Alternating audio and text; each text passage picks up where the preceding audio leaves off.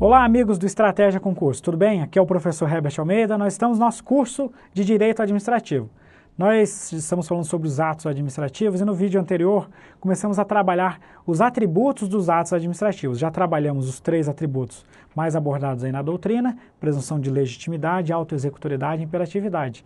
Agora nós rapidamente vamos trabalhar a tipicidade, que é o último atributo. Então é uma aula mais curta aí. A tipicidade, pessoal, quem estuda direito penal ouve sempre falar lá no tal do tipo penal. A tipicidade, ela costuma ser utilizada aí para designar aquilo que está previsto na lei. Então é o enquadramento do ato administrativo na lei. O que quer dizer?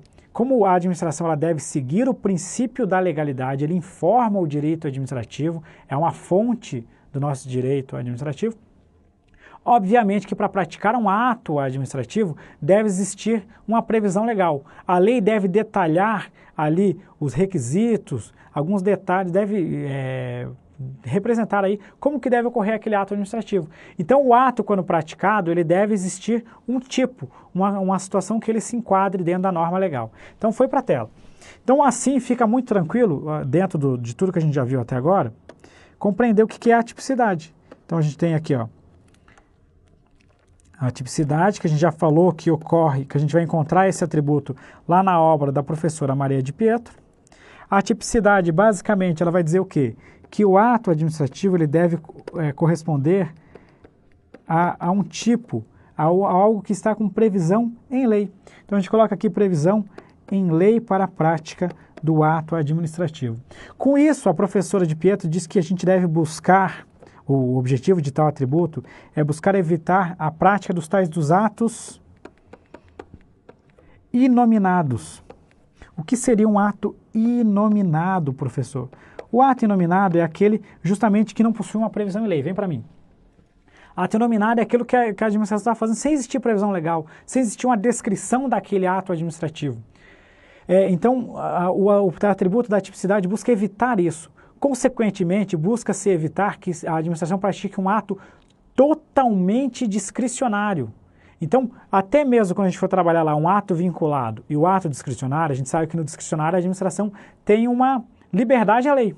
Só que essa liberdade é a liberdade dentro da lei, dentro dos limites estabelecidos em lei. Por exemplo, quando existe lá a aplicação da pena de suspensão ao servidor público na esfera federal, essa suspensão na Lei 812 pode ser de até 90 dias. Se a administração praticar um ato fora desses 190 dias, de 90 dias, praticar um ato de 120, de 150 dias na suspensão, isso está fora do enquadramento legal. Então você limita a discricionariedade do agente público.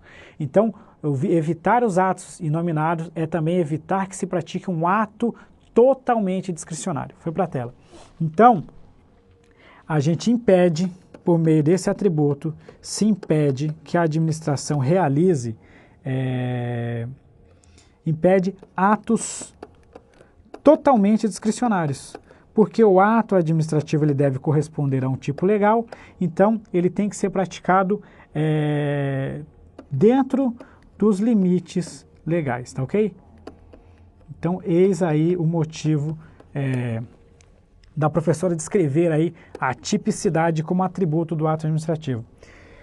Mais um ponto interessante é que a tipicidade, ela se aplica somente em atos unilaterais. Ou seja, somente nos atos administrativos típicos. Somente nesses atos que a gente está estudando aí ao longo dessas aulas. Os atos unilaterais. Então vamos sublinhar aqui. O que isso quer dizer, então? Qual é a consequência? Que eles não se aplicam. Então vamos colocar numa outra cor. Não existe tipicidade nos atos bilaterais, ou seja, não existe tipicidade dos contratos administrativos.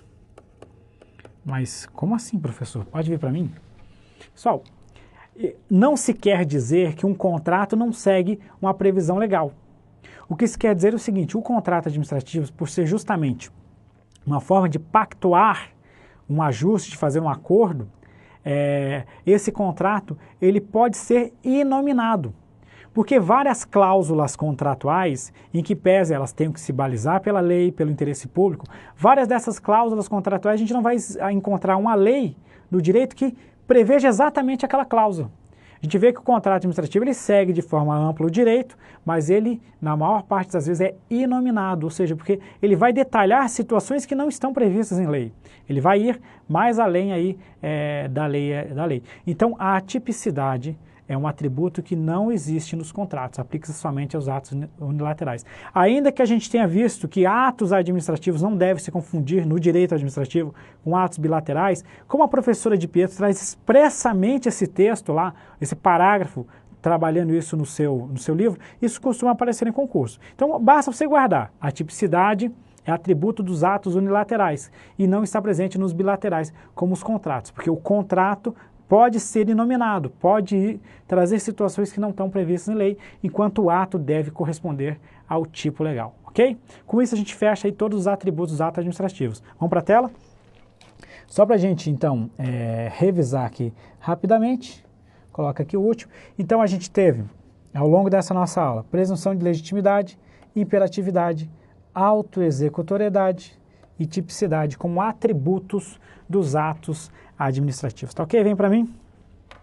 Com isso a gente fecha esse conteúdo muito importante aí do estudo sobre os atos administrativos, tá ok? Agora nós vamos partir aí estudando as características, na verdade, melhor dizendo, os elementos dos atos administrativos, que é outro assunto campeão de provas, tá ok, pessoal? Muito obrigado, até o nosso próximo vídeo.